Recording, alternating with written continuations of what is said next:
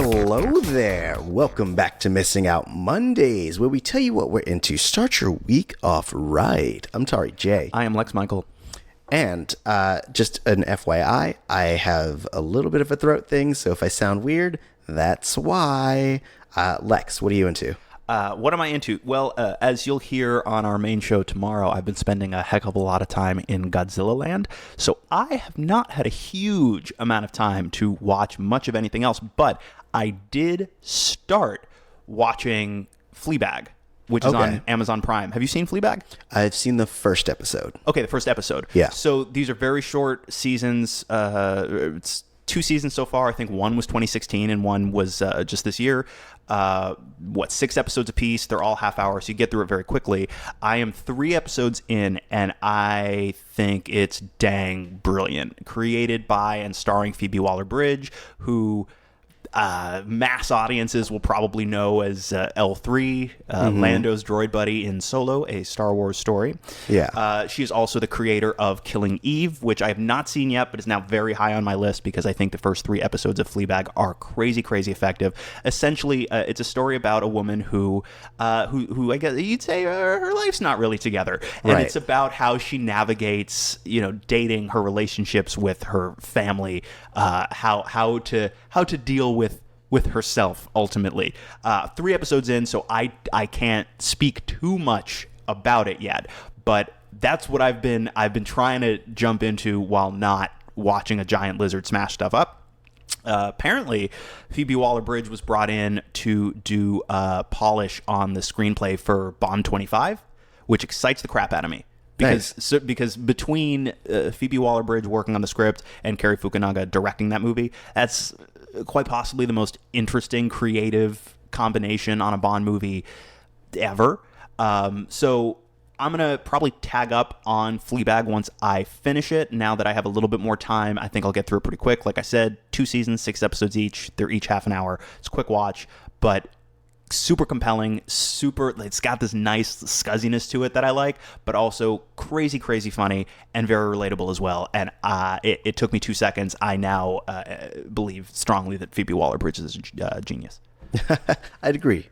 I had a hard time getting into the first episode, mostly because, and I think we've talked about this off mic, that I have a hard time connecting with characters that are made to be unlikable. Right. And it's why I almost missed out on Orphan Black. It's why I've almost missed out on a bunch of shows. Like, I have to remind myself that, like, characters grow and, like, you got to give them a starting point. Right. And, like, stuff. But also there are plenty of characters that start out questionably likable and end completely detestable, but right. They're utterly compelling. Exactly.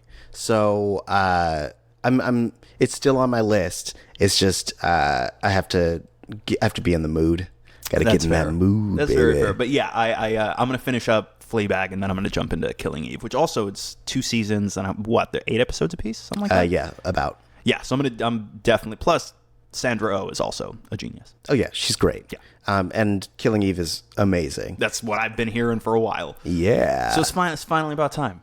Good. So I'll probably end up talking about that at some point as well. Okay. But yes, I'm very excited to finish Fleabag, and based only on the first 3 episodes, which is a quarter of the entire thing. I've seen 25% of Fleabag. Ooh. I'm in it, and I would definitely recommend it so far. Good. Maybe not to grandma, but to most other folks. There's jokes about stuff like anal, so it's like I wouldn't want to be like, yo, grandma. Although who knows, maybe you got a super chill grandma that's down with anal jokes. That's true. My grandma is definitely not, but some people's grandparents definitely are. So I recently started listening to the newest album from Thank You Scientist called Terraformer. Ah, okay. We've talked about Thank You Scientist on the show before. Yes. Specifically, we talked about their debut album. And so it's really interesting having seen them from their initial EP and where they are now. And they've come so very far. Like the way that my friend had described it, because he kind of knows the band, he was saying that like he feels like it is the culmination of where they've been trying to get to. I think that a lot of people feel like they've lived in the shadow of Coheed and Cambria in that they are both prog rock bands and the lead singers have a higher register. And so people are like, oh, it's like Coheed. But now I feel like, especially that they are about 3 full albums in, they've really harnessed their sound. They've kind of broken out beyond the prog rock genre into more avant-garde stuff, and they're experimenting a lot more.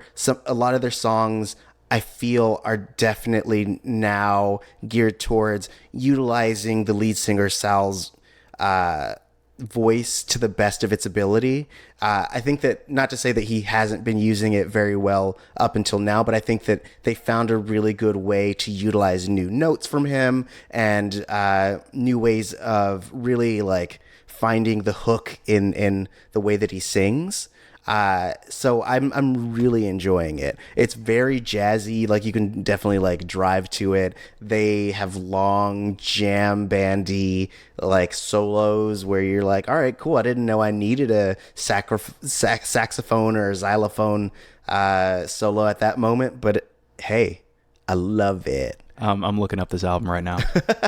It's great. I highly recommend it, especially if you've heard me talk about Thank You Scientist before. You know that they are a fun band. They're great live. Their messages are very upbeat for the most part. You can tell that the lead singer / writer of their songs he's been through some stuff, and he's like pushing through it through the use of his music. And I relate. I did pull up the album on iTunes, and I'm looking at the track list. Track number 2 is called FXMLDR. Is that an X-Files reference? Fox Mulder. Oh, probably. Sweet. I'm on board with this. I was on the fence before, and now that there might be a sprinkle of X-Files in there, I'm like, all right, I'm in. Oh, yeah. Made me feel safe. Oh, I mean, that song does specifically talk about aliens, so then it would make sense why I didn't understand I haven't heard a single note, and this is already the best album of the year.